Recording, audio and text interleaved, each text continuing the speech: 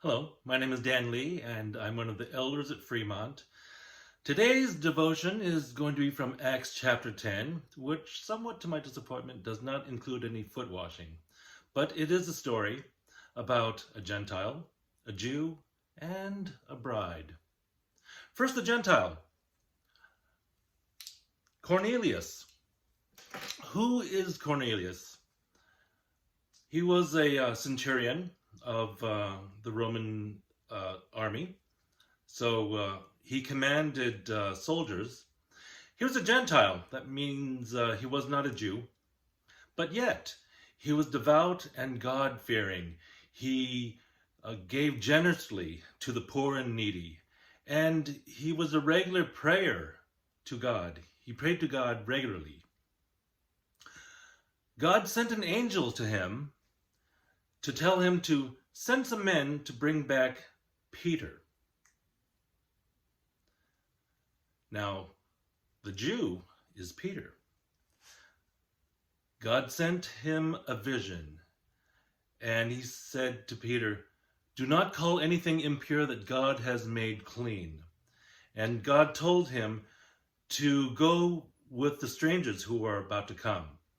And so, strangers showed up, and he went with them to a town about 30 miles away where Peter preached the gospel. And starting on verse 34, here's what Peter said. Then Peter began to speak. "I now realize how true it is that God does not show favoritism, but accepts men from every nation who fear him and do what is right. You know the message God sent to the people of Israel, telling the good news of peace through Jesus Christ, who is Lord of all." And then skipping down to verse 39, "We are witnesses of everything he did in the country of the Jews and in Jerusalem. They killed him by hanging him on a tree, but God raised him from the dead on the third day and caused him to be seen. He was not seen by all the people, but by witnesses whom God had already chosen, by us who ate and drank with him after he rose from the dead. He commanded us to preach to the people and to testify that he is the one whom God appointed as judge of the living and the dead. All the prophets testify about him that everyone who believes in him receives forgiveness of sins through his name."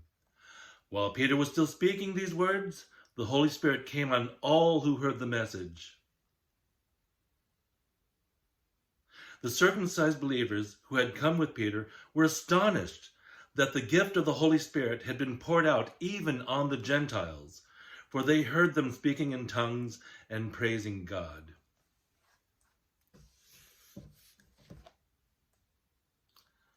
So what did Peter do?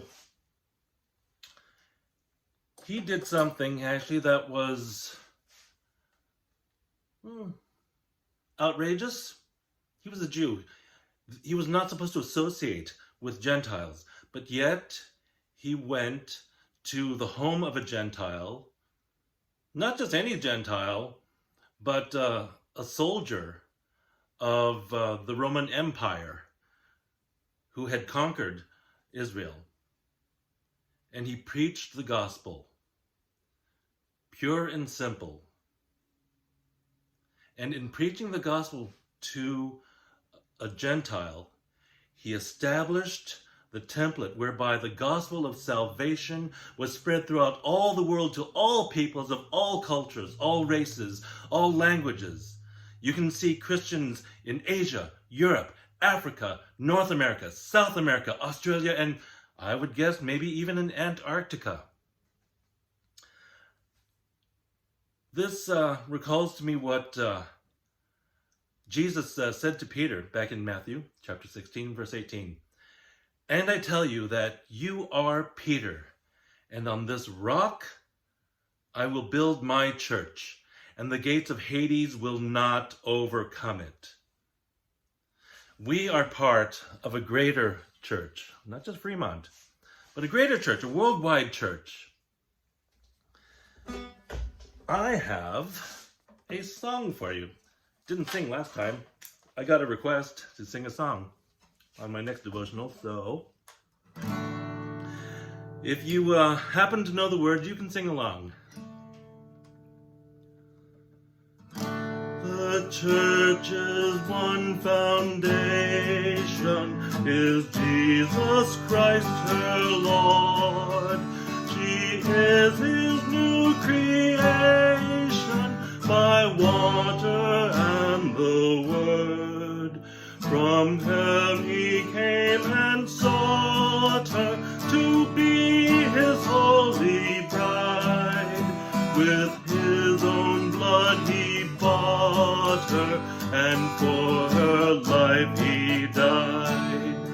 Elect from every nation, yet one all the earth. Her charter of salvation, one Lord, one faith, one birth.